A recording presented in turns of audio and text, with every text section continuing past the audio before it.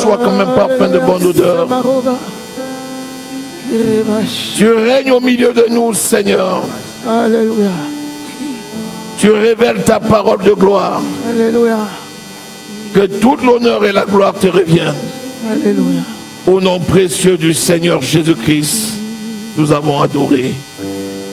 Amen. Amen. Acclame le Seigneur. Acclame le Tout-Puissant. Alléluia. Amen. Nous pouvons nous asseoir.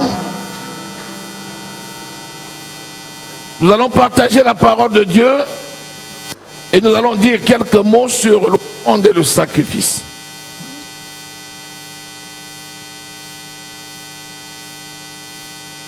La parole de Dieu exige que tous ceux qui appartiennent au Seigneur s'offrent eux-mêmes à Dieu comme un sacrifice parfait.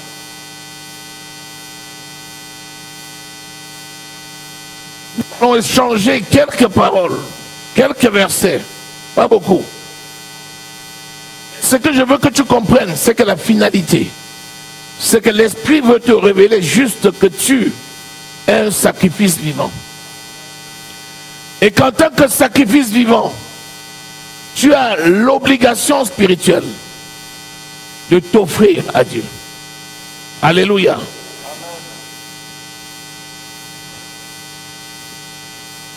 Le corps que vous voyez ici, qui est devenu le temple du Saint-Esprit, c'est l'accomplissement de ce qui autrefois avait été révélé comme une ombre et que les gens ne voyaient pas. Dieu est le créateur du ciel et de la terre.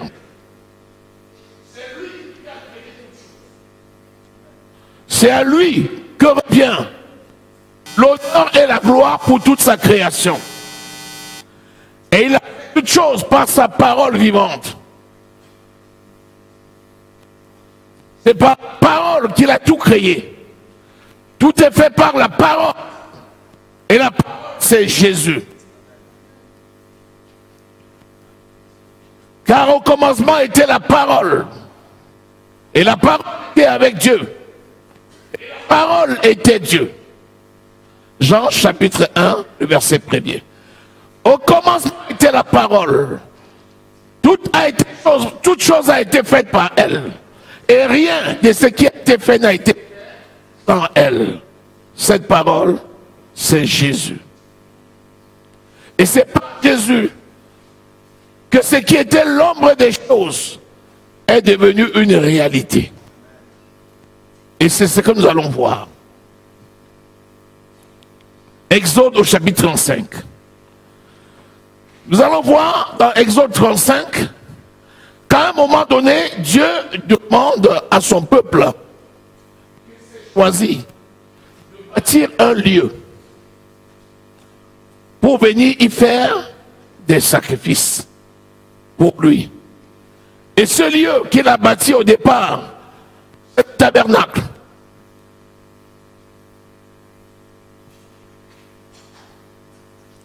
Nous allons lire le verset près.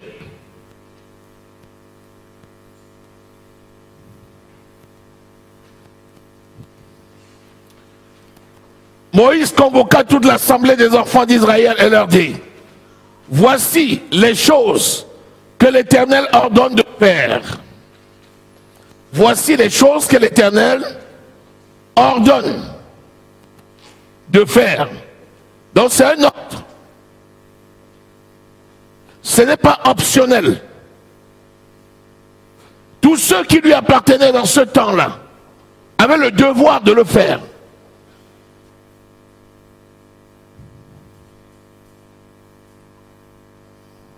Alléluia.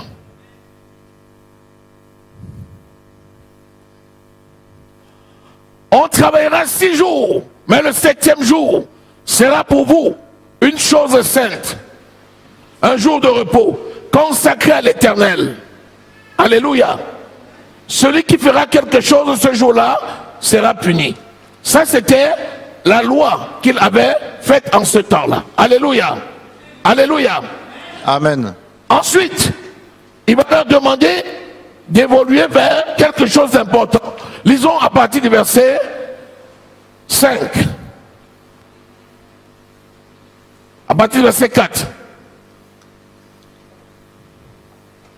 Moïse parla à toute l'assemblée des enfants d'Israël et dit, « Voici ce que l'Éternel a ordonné.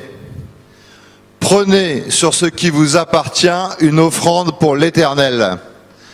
Tout homme dont le cœur est bien disposé apportera en offrande à l'Éternel de l'or, de l'argent et de l'airain, des étoffes teintes en bleu, en pourpre, en cramoisi, du fin lin et du poil de chèvre, des peaux de bélier teintes en rouge et des peaux de dauphin, du bois d'acacia, de l'huile pour le chandelier, des aromates pour l'huile d'onction, pour le parfum odoriférant, des pierres d'onyx et d'autres pierres pour la garniture de l'éphod et du pectoral. » Alléluia.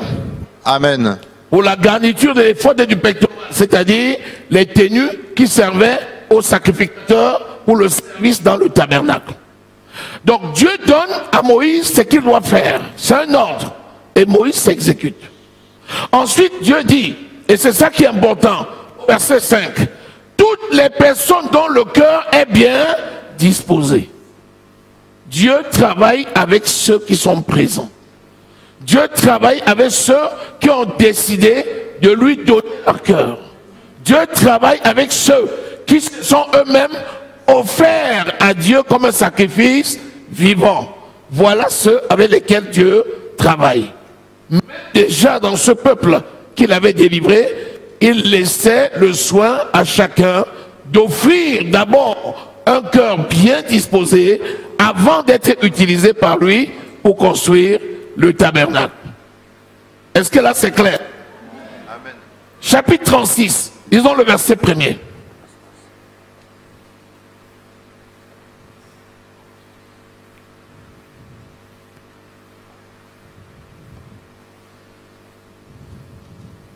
Beth-Salel, Oholiab et tous les hommes habiles en qui l'Éternel avait mis de la sagesse et de l'intelligence pour savoir et pour faire, exécutèrent les ouvrages destinés au service du sanctuaire selon tout ce que l'Éternel avait ordonné. Alléluia.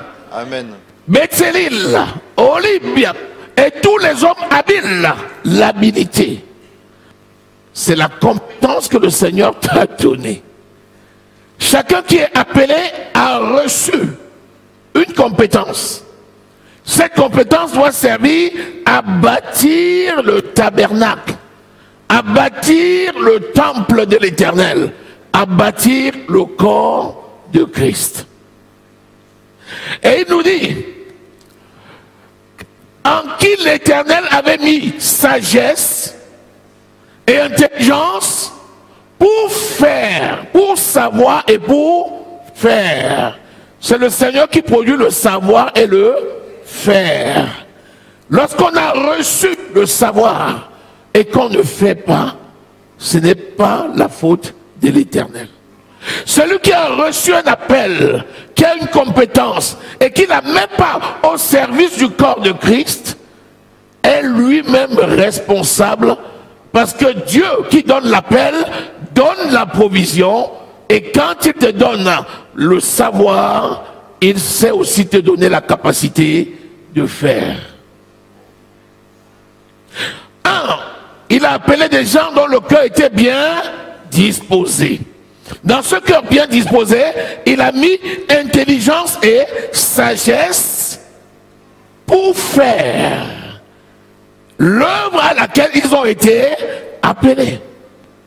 Donc, quelqu'un qui a reçu de Dieu une compétence a le devoir de faire, sinon il se met en faute et donc en peine vis-à-vis de l'Éternel.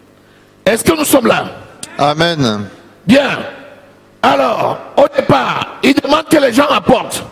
Ensuite, il donne la compétence, puis il donne la capacité de faire et il les envoie sur le champ missionnaire. C'est ce que le Seigneur a fait pour nous qui sommes réunis là.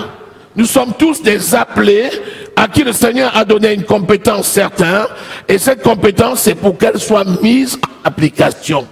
Est-ce que tu es là? Amen. Tu es d'accord? Amen. Acclame le Seigneur.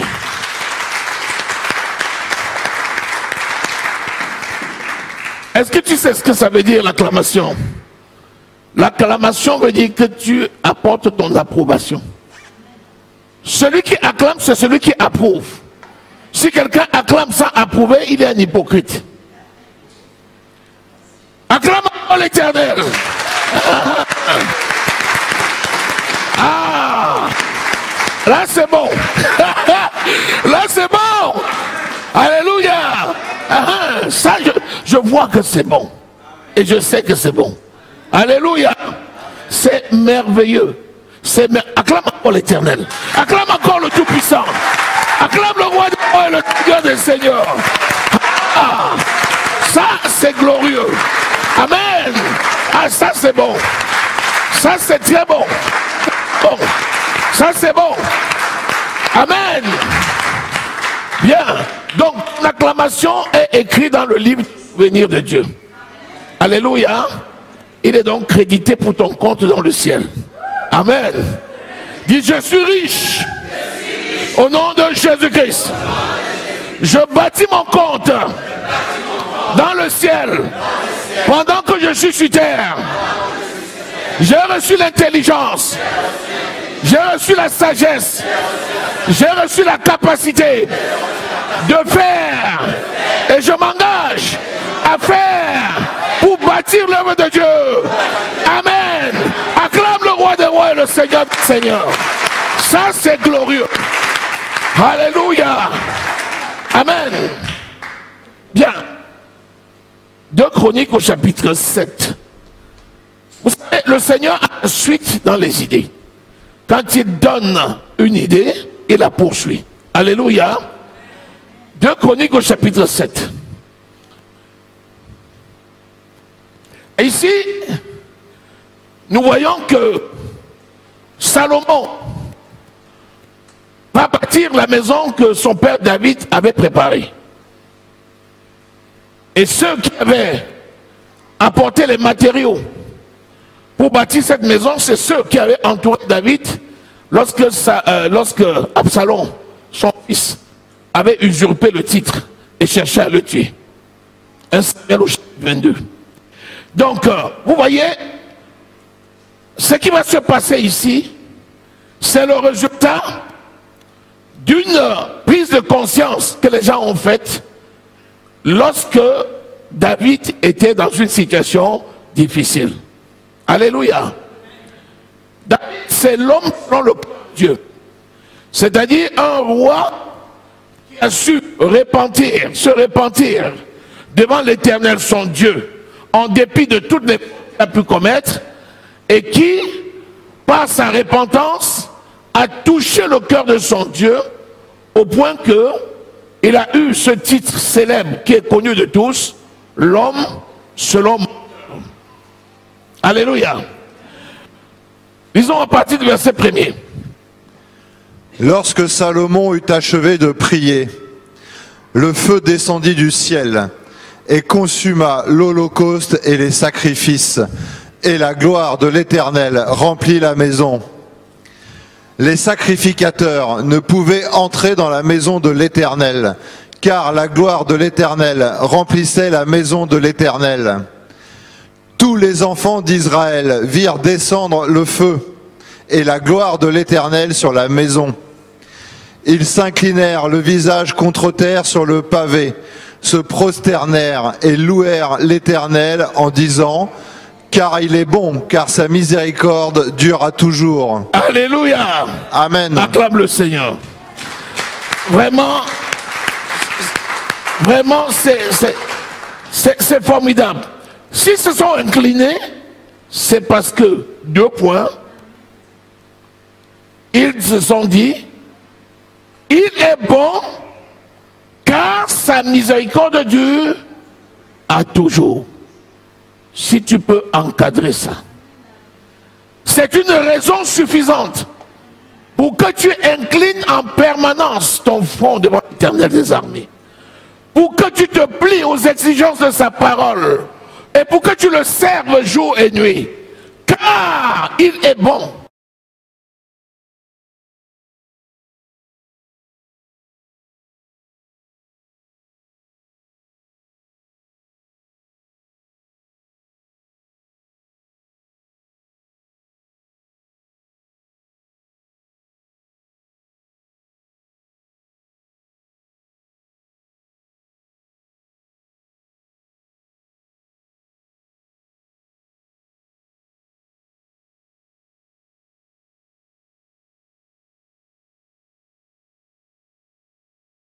Compris, l'agrément de Dieu, c'est pas que pour Salomon, c'est pour l'ensemble du peuple.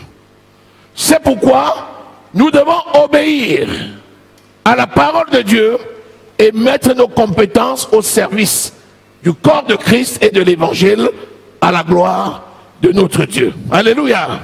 Est-ce que nous sommes là? Très bien. Continuons la lecture. Le roi et tout le peuple offrirent des sacrifices devant l'Éternel. Le roi Salomon immola 22 000 bœufs. Quoi? 22 000 bœufs. 22 000 quoi? Bœufs. Imagine-toi un peu. On veut faire une fête en l'honneur de l'Éternel pour la maison qu'on a bâtie. Regarde un peu, 22 000 bœufs. Qui a déjà vu un bœuf? 22 000. Les 22 000 bœufs sont là.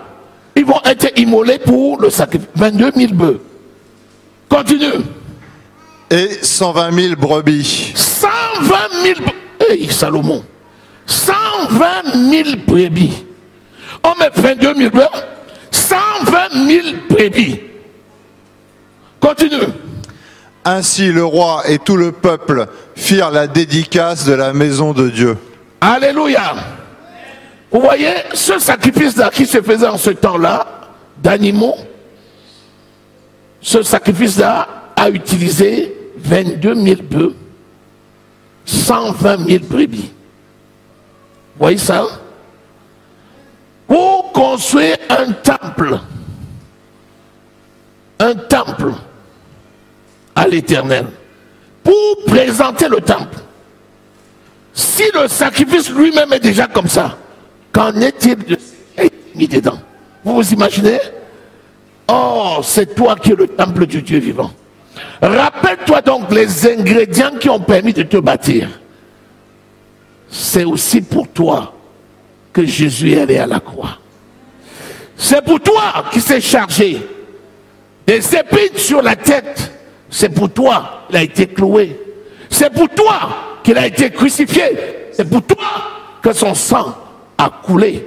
Il s'est offert lui-même en sacrifice, rien que pour toi. Donc ici, ça préfigurait le sacrifice de Jésus pour l'Église. Dis, je suis important. Je suis important. Je suis conscient que je suis important. Je suis conscient que je suis important. Parce que je vis. Parce que je vis. Au prix du sang de Jésus. Au prix du sang de Jésus. Le sang de Jésus. Le sang de Jésus. N'a pas de prix. N'a pas de prix. Or, Jésus a versé son sang. Or, Jésus a versé son sang. Pour moi. Pour moi. Je suis donc important. Je suis donc important. Son royaume. Dans son royaume. Et ma mission. Et ma mission, c'est de bâtir ce royaume. C'est de bâtir son royaume. Amen. Amen. Acclame l'Éternel des armées.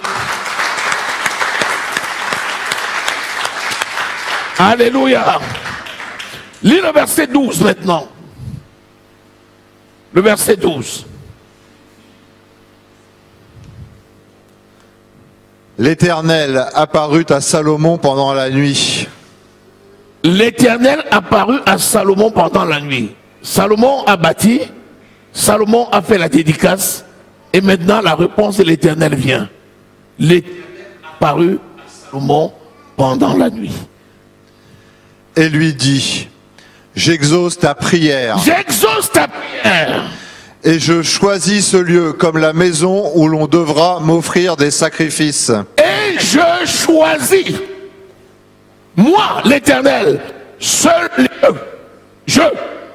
Vous l'avez fait en mon honneur, vous me l'avez dédicacé, Vous avez mis toutes les formes, vous avez prié, j'ai répondu par ma gloire, mais aujourd'hui, je viens moi-même à toi pour te dire que j'exauce ta prière et je choisis ce lieu comme la maison où l'on devra m'offrir des sacrifices. Tout le temple qu'on a construit là, il vient de donner l'indication. C'est pour offrir des sacrifices. Le temple est fait pour les sacrifices. C'est pour ça qu'il dit, offrez-vous vous-même à Dieu. Donc celui qui vient au Seigneur rejoint un peuple. Il se donne d'abord lui-même en sacrifice et il met ses compétences au service du peuple à la gloire de Dieu. Est-ce que tu es là? Est-ce que tu es là? Est-ce que tu crois que le Seigneur est au milieu de nous? Est-ce que tu crois que tu es le temple du Saint-Esprit? Et pourquoi? Mets-toi à l'aise. Sois confortablement assis. Ton Dieu, fais-toi plaisir. Il est réellement au milieu de nous. Alléluia. Il est au milieu. Il est en toi. Il est avec toi. Et il est au milieu de nous. Alléluia. Alléluia. Alléluia. Amen. Très bien. Si tu as compris ça maintenant, ça veut dire que nous sommes dans la volonté de Dieu. C'est ça qui est important. À quoi servirait-il à un homme de gagner le monde s'il perdait son âme? Rien. Donc nous sommes dans la volonté de Dieu. Et c'est ça qui est important. Alléluia. Agé au chapitre 2. Il y a quelques personnes qui malheureusement n'ont pas eu la compréhension et croient qu'ils sont une génération spontanée. Nous ne sommes pas une génération spontanée. Nous sommes ni de Dieu, ni de l'Esprit. Et par conséquent, nous avons un maître.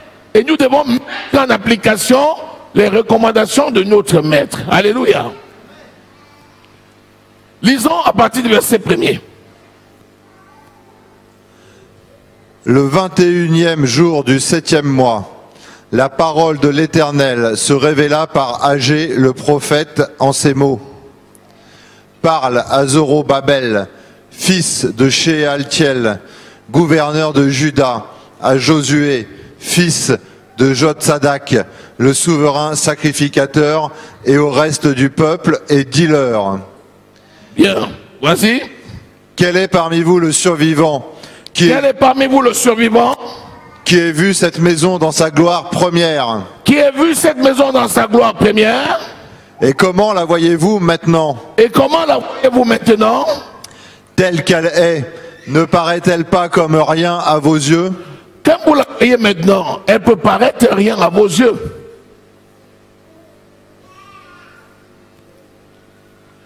La gloire de la présente maison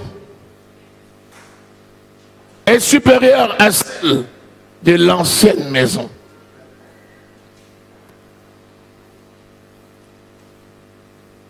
Dieu ne vit plus dans les temples faits de main d'homme, mais il a choisi ton corps comme étant le temple du Saint-Esprit.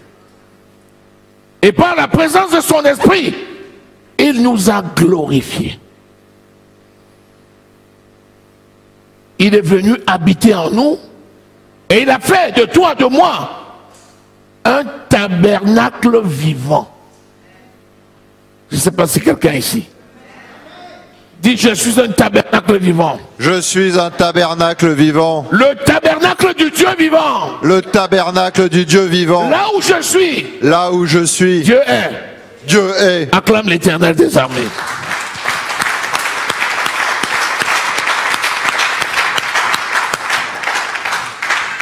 Lisons le verset 4. Maintenant, fortifie-toi, Zorobabel. Fortifie-toi, pas l'esprit qui est en toi. Fortifie-toi. Qu'est-ce que tu fais du Saint-Esprit qui habite en toi? Le Saint-Esprit, c'est la capacité de Dieu à produire le changement dans ta vie. Maintenant, c'est-à-dire dès que tu as cette révélation, fortifie-toi. Que des choses qui paraissaient à tes yeux impossibles deviennent possibles au nom de Jésus-Christ.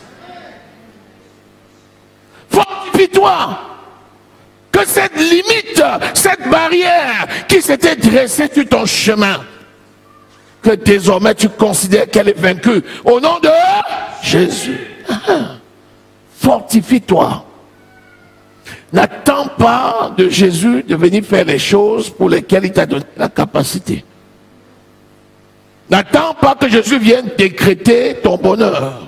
Il a déjà fait. N'attends pas que Jésus vienne décider de ta guérison. Il a déjà accompli. N'attends pas que Jésus vienne décider de ton bonheur dans ton couple. Il l'a déjà fait. Prends maintenant la résolution. Lève-toi, mets en application la parole et vis. Alléluia. Continue. Fortifie-toi, Josué, fils de Jotsadak, souverain sacrificateur. Fortifie-toi, peuple entier du pays, dit l'Éternel, et travaillez, car je suis avec vous, dit l'Éternel des armées. Fortifiez-vous et travaillez. Ah, le mot est sorti. Ah, je suis déjà au repos, donc je reste chez moi, je dors. Qui t'a dit ça? Il bénit le fruit de ta labeur. Si tu ne te lèves pas dans l'église pour faire ce pourquoi il t'avait appelé, c'est dommage pour toi. Or, si tu commences à faire, la puissance de l'Esprit t'accompagne dans une victoire absolue. Au nom de Jésus. Est-ce que tu es là? Est-ce que tu es là? Est-ce que tu es là? Travaillez depuis le jardin. Nous avons lu qu'il a tout fait. Il a dit au 7e jour, reposez-vous. Mais quand il a fini le jardin, il a dit, je vais maintenant faire l'homme. Il a fait l'homme à la fin. Tu sais que l'homme n'a même pas participé. Il a déjà tout fait. Après il dit à Adam, poussière de terre, il devient une âme vivante. Il dit maintenant, jouis de tout ce que je te donne là, mais cultive et garde le jardin. La seule responsabilité que le Seigneur nous donne, c'est de prendre soin de ce qu'il nous a donné. Et d'aller dans ce qu'il nous a donné et de prélever une offrande pour son sacrifice. L'offrande de ta vie, de ton temps, de ton argent, de ta famille, de tes affaires, de tout ce qui te concerne.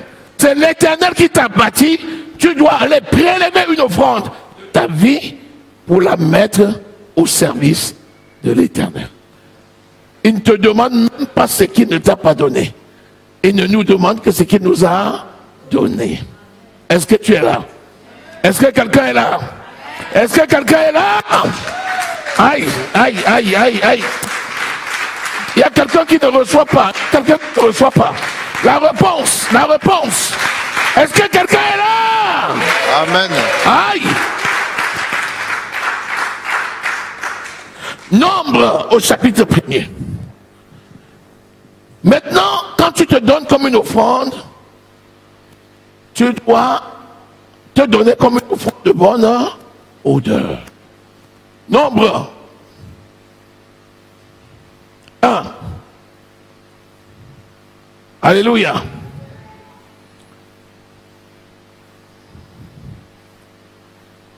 Ça?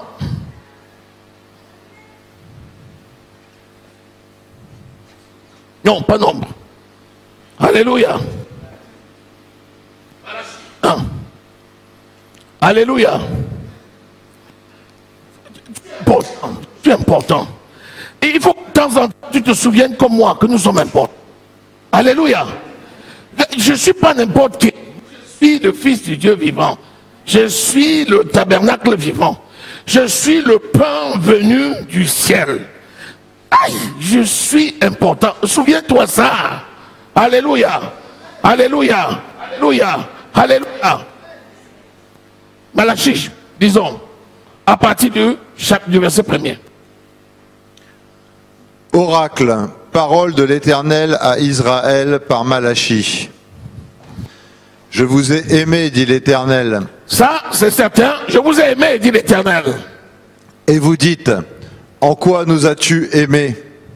Ésaü n'est-il pas frère de Jacob, dit l'Éternel? Cependant, j'ai aimé Jacob. Alléluia. Vous savez, nous sommes la postérité de Abraham par Jésus-Christ. Alléluia. Et Jésus est venu dans une chaîne qui est passée par Jacob. N'est-ce pas? Et nous sommes aimés de Dieu. Lis le verset 6.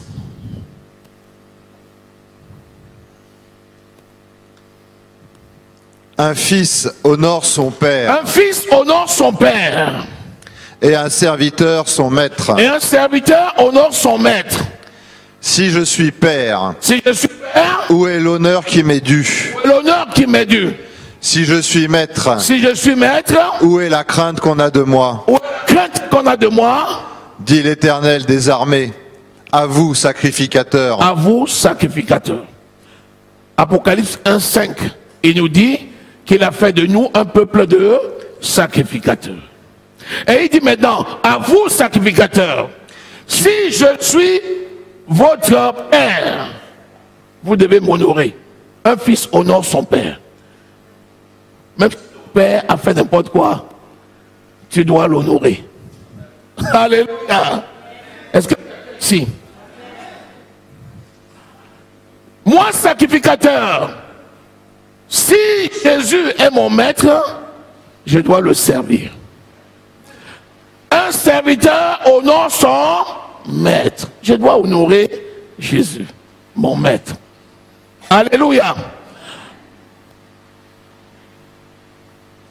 Si je suis maître, où est la crainte qu'on a de moi? C'est quoi la crainte qu'on a de son maître? C'est de s'empresser pour le servir. Donc, à partir de là, si je déclare que je suis le temple du Dieu vivant, si je déclare que je suis serviteur du Dieu vivant, je dois avoir l'empressement pour le servir. Je suis une offrande de bonne odeur qui sert à un sacrifice vivant. Alléluia. Alléluia. Continue. À vous, sacrificateurs qui méprisez mon nom et qui dites, en quoi avons-nous méprisé ton nom? Bon, nous sommes un peuple de sacrificateurs, mais il y en a quelques-uns qui, au lieu d'honorer, méprisent le nom de Jésus. Je vais t'expliquer comment on méprise le nom de son Dieu. Quand tu es né d'un Dieu, tu es appelé de ce nom. Tu es donc le représentant de ce Dieu-là partout où tu es. Tu as donc l'obligation d'avoir une vie conforme à celui de ce Dieu dont tu es ambassadeur sur terre. Si tu ne te conformes pas à sa vie, pour être le digne ambassadeur qu'il est, tu le méprises. Certains croient qu'il s'agit d'aller devant lui et de l'insulter. Non. Alléluia. Alléluia. Amen. Alléluia. Amen. Verset 7. Vous offrez sur mon autel des aliments impurs, et vous dites, en quoi t'avons-nous profané? C'est en disant, la table de l'Éternel est méprisable. C'est en disant, la table de l'Éternel est méprisable. En d'autres termes, c'est en disant, je peux faire ce que je veux. C'est ça. Tu appartiens à un maître. Tu dis, mais je suis libre. Je peux faire ce que je veux. Il dit, tu as déclaré que sa table est méprisable. Est-ce que quelqu'un est dans cette maison? Est-ce que tu es en train de saisir quelque chose? La parole de Dieu, elle est comme ça. Elle est oui et amen. Elle est oui et amen.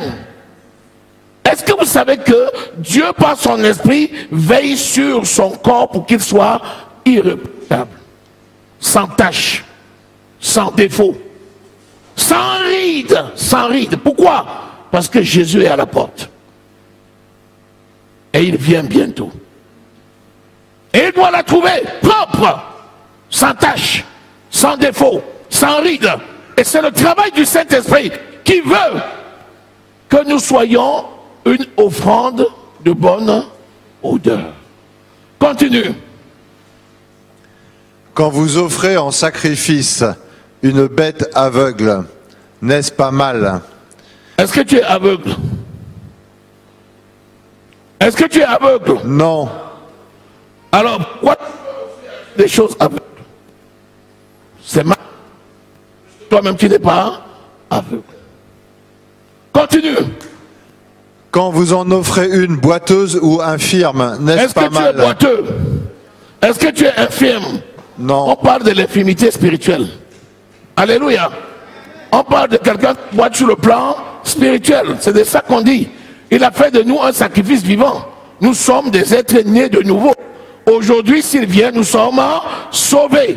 C'est ça une offrande de bonne odeur qui plaît à notre Maître Jésus, l'époux qui vient chercher son église. Si tel est le cas, et tu es digne, pourquoi tu peux offrir à Dieu quelque chose de boiteux? Tu es appelé à faire un service dans l'église. Tu négliges. Tu as donné un service boiteux. Tu es appelé à financer quelque chose. Tu refuses. C'est un service boiteux. Est-ce que quelqu'un comprend? Tu dois faire des choses à la hauteur de la personne que Dieu a faite de toi. Tu es digne. Alors tu fais des choses dignes. Alléluia. Béni soit le Seigneur. Amen. Amen. Amen. Amen. Amen. Amen. Amen. Continue. Offre-la donc à ton gouverneur. Vous savez, Dieu est cohérent. Il a mis des administrateurs. Dans Romains au chapitre 13, verset 2, il dit que nous devons nous conformer aux autorités de notre ville. Parce que si nous les méprisons, nous attirons une condamnation contre nous.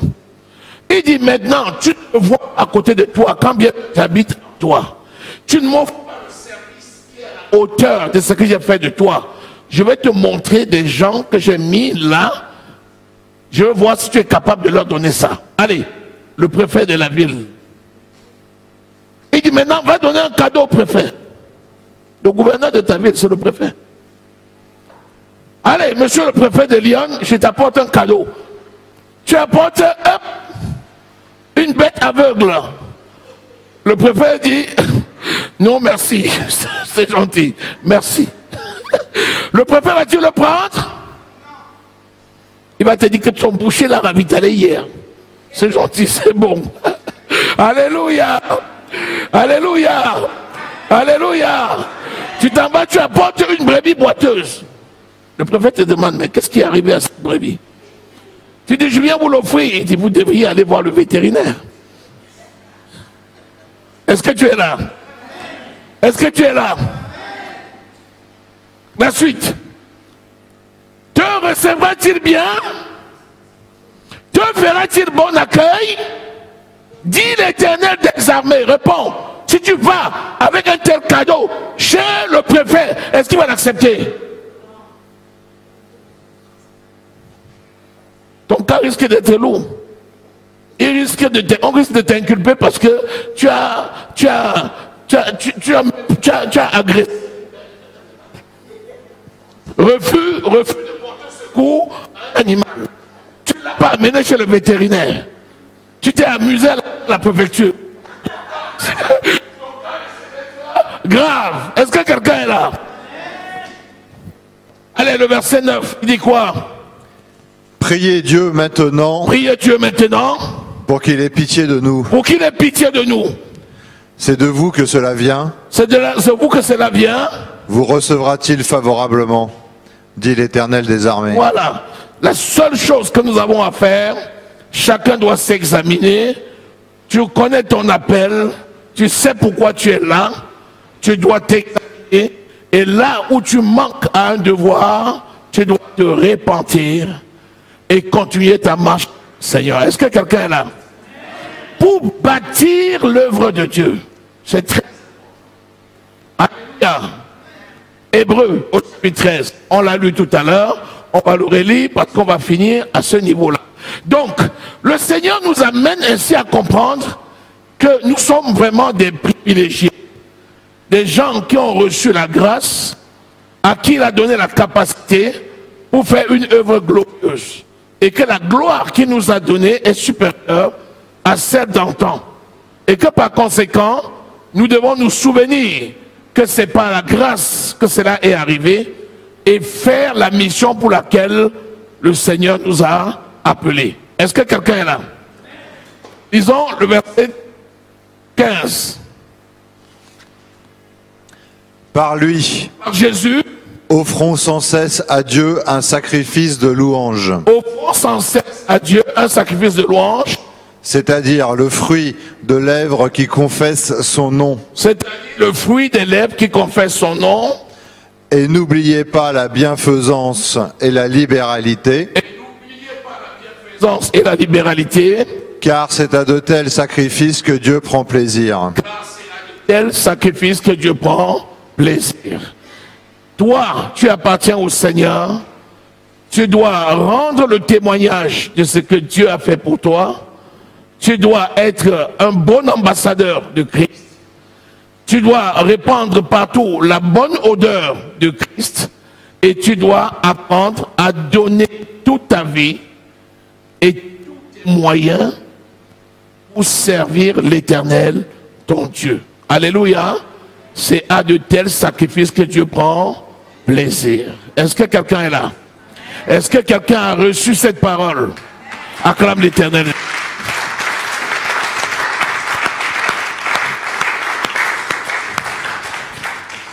Alléluia. Acclame le roi des rois et le Seigneur des seigneurs.